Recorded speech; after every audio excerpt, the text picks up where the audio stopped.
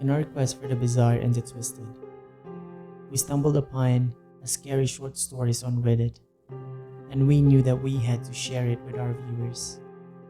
If you're looking forward to a night of sleeplessness, continue watching. This story is based on a female perspective. We bought an old house, my boyfriend and I is in charge of the new construction, converting the kitchen into the master bedroom, for instance, while I'm on wallpaper removal duty. The previous owner papered every wall and ceiling. Removing it is brutal but oddly satisfying. The best feeling is getting a long peel similar to your skin when you're peeling from a sunburn. I don't know about you, but I kinda make a game of peeling on the hunt for the longest piece before it rips. Under a corner section of paper in every room is a person's name and a date. Curiosity get the best of me. One night, when I googled one of the names and discovered the person was actually a missing person. The missing date matching the date under the wallpaper. The next day, I made a list of all the names and dates. Sure enough, each name was for a missing person with dates to match. We notified the police, who naturally sent out the crime scene team. I overheard one text say, "Yup, it's human." I said, "Human? What's human?" "Ma'am, where are the wallpaper you removed from the walls already?" "This isn't wallpapers you were removing."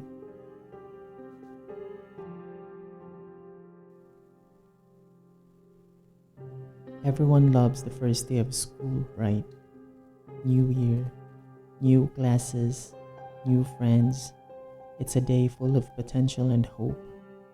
Before all the dreary depressions of reality show up to ruin all the fun. I like the first day of school for a different reason though. You see, I have a sort of power. When I look at people, I can sense a sort of aura around them. A colored outline based on how long that person has to live. Most everyone I meet around my age is surrounded by a solid green hue, which means they have plenty of time left. A fair amount of them have a yellow-orange to their auras, which tends to mean a car crash or some other tragedy. Anything that takes people before their time, as they say.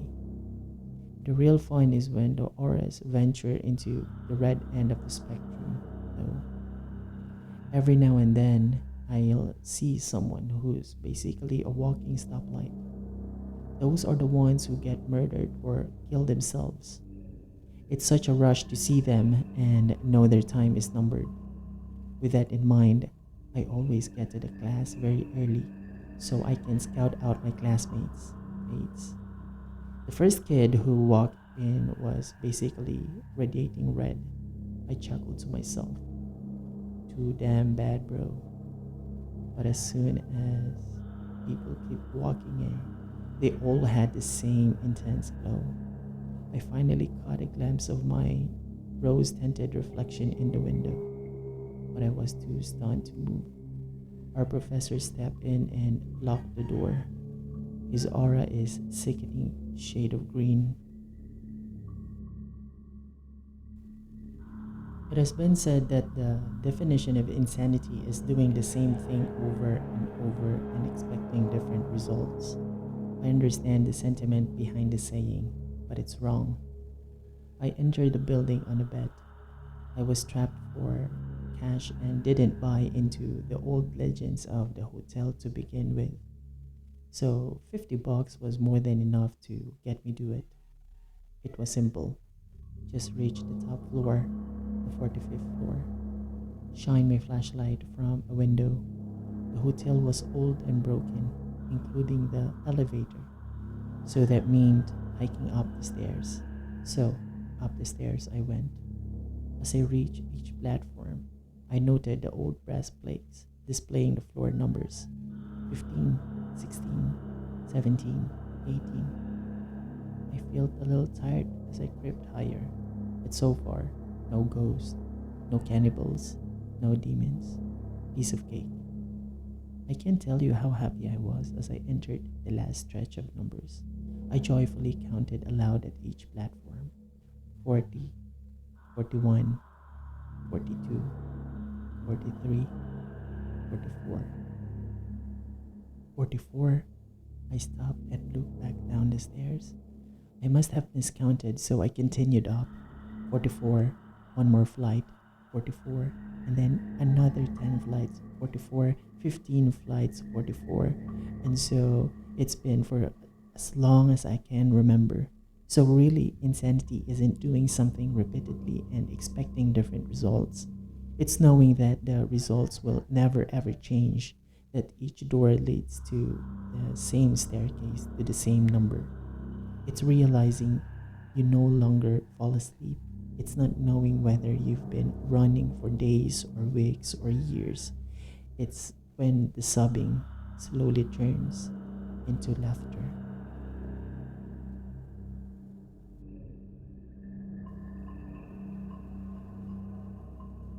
There was no pearly gate.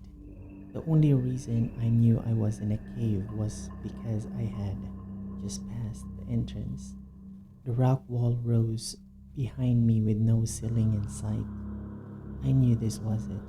This was what religion talked about, what man feared. I had just entered the gate to hell. I felt the presence of the cave as if it was a living, breathing creature. The stench of rotten flesh overwhelmed me. Then there was the voice. It came from inside and all around. Welcome. Who are you? I asked, trying to keep my composure. You know,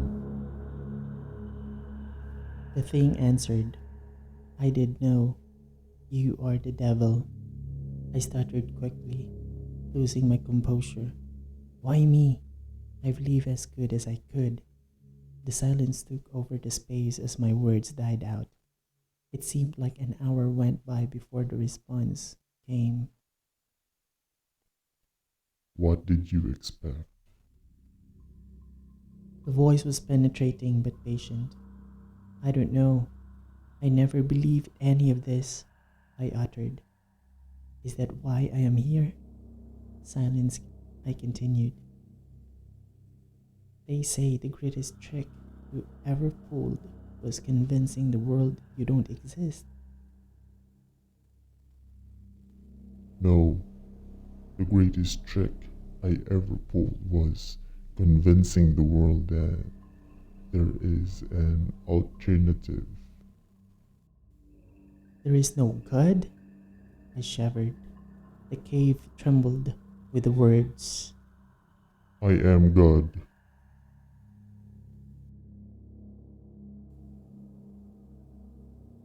It was 1 a.m., and Guy Halverson sat in his dark living room. He hadn't moved for over an hour. The accident earlier that evening kept playing over and over in his mind. The light turned red, but he was in a hurry and accelerated. An orange blur came from his right, and in a split second there was a violent jolt. Then the bicyclist rolled over across his hood and fell out of sight on the pavement. Horns blared angrily and he panicked, stepping on the gas and screeching away from the chaos into the darkness, shaking and keeping an eye on his rearview mirror until he got home. Why did you run, you idiot?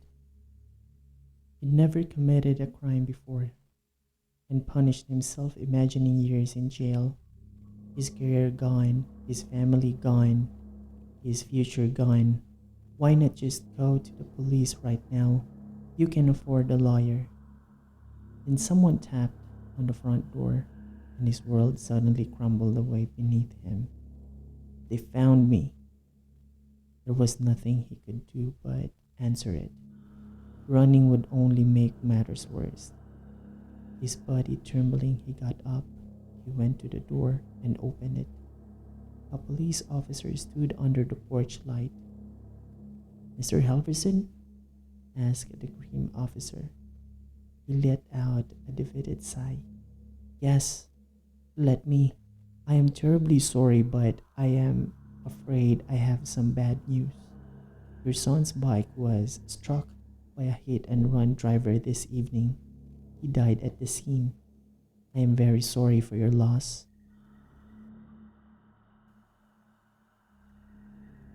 The doctor pulled the stethoscope ear tips out and hung the device around his neck. Mr. Weatherby, all of your tests has come back negative, and my examination shows nothing abnormal. Adam knew what was coming next. I'm not crazy, doctor. I am sorry, but there is no physical reason why you occasionally lose control of your hands. A psychologist can help. I don't need therapy. I need answers. They seem to have a life all their own. I can hold a job. I'm under investigation for assault. I almost killed my neighbor. This can't go on. I'll try anything at this point. After 2 weeks on a new medication, Adam saw no progress and grew increasingly depressed. He was convinced that despite what the doctor said, it was not a psychological problem. That night, a frustrated and angry Adam sat in a chair and drank bourbon, drunk and hopeless. He stumbled to the garage and started the table saw, then slowly lowered his wrist toward the scraping blade. Detective Armstrong entered the garage, where several uniformed officers stood over the blood-soaked body. So, what do we got? He asked, taking in the blood-splattered scene. This is a weird one, Detective. How so? Take a look at the body. He apparently chopped off his hands with a table saw and bled to death. Armstrong knelt down. And we can't find his hands anywhere. People started falling from the sky by the close of the decade. They were never clothed, always naked, always a petrifying grin on their faces. It had been just a few at first, but then hundreds and thousands would fall at a time, destroying cars, homes, blocking off highways. Strange discoveries were made upon research. They were human, but lacked any blood, intestines, even a heart. No one could explain the hideous greens they had, or even where they came from. It was a woman in Costa Rica who made the latest and the most disturbing discovery. She recognized one of the fallen bodies as a long-dead relative, one who died back when she had been a teenager. Then more and more identifications were made. Soon, people were picking out their long-dead loved ones amongst the video feeds, cadaver piles, and crematoriums. No one could explain why they were coming back, falling from the sky. Even more distressing, after disposing the bodies, wouldn't be long until the same body plummeting from the sky again. You could not get rid of them, no matter what. People were getting killed by the higher volume of falling bodies, and soon after, burial day 2 began to fall. My mother was killed when a body landed on her car, crushing her. The next week, the news reported a body that had gotten lodged in an airplane windshield. I saw my mother's grinning face, the happiest I have ever seen her. They say, when hell is full, the dead shall walk the earth. What about heaven?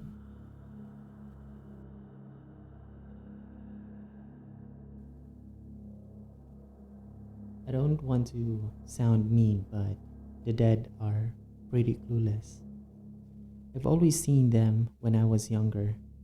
Everyone thought I was just talking to and imaginary friends. After a couple years, when I overheard my parents talk about calling a psychologist, I realized what I was talking to. See, ghosts don't tend to realize they're dead. They don't look like in the movies. They look just like us. I'm pretty smart for a 13-year-old, so I started noticing certain patterns to tell them apart from the living. They could be a bit distant from living people, or you'd see them try to talk to people who wouldn't even notice them. Some of them could tell I was different, that I noticed them. Like this guy I saw after school yesterday. I'm a big boy now. See, I don't need my parents to pick me up. Home is just a short walk away. He was standing away from the other parents, didn't talk to them, just stared at me. That's how I knew that he was one of the ghosts. I went over, told him I knew that he was, and asked how I could help him. I don't remember much after that. I think because of what happened this morning. Downstairs, my parents were crying. I tried talking to them, but they ignored me. They must have died last night somehow. Sometimes, the new ghost wouldn't talk to me. Some police officers and reporters just arrive. They won't talk to me either. Just my parents. It's weird. I've never seen so many ghosts together before. Why won't anyone talk to me?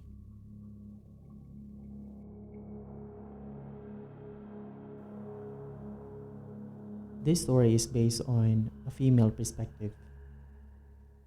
When my sister Betsy and I were kids, our family lived for a while in a charming old house. We loved exploring its dusty corners and climbing the apple trees in the backyard. But our favorite thing was the ghost. We called her Mother because she seemed so kind and nurturing. Some mornings, Betsy and I would wake up, and each of our nightstand would find a cup that hadn't been there the night before. Mother had left them there, worried that we'd get thirsty during the night. She just wanted to take care of us. Among the house's original furnishing was an antique wooden chair, which we kept against the back wall of the living room. Whenever we were preoccupied, watching TV or playing a game, Mother would inch that chair forward across the room toward us. Sometimes she'd manage to move it all the way to the center of the room. We always felt sad putting it back against the wall. Mother just wanted to be near us. Years later, long after we'd moved out, I found an old newspaper article about the farmhouse original occupant, a widow. She murdered her two children by giving them each a cup of poisoned milk before bed. Then she'd hang herself. The article included a photo of the farmhouse living room with a woman's body hanging from a beam. Beneath her, knocked over, was that old wooden chair, placed exactly in the center of the room.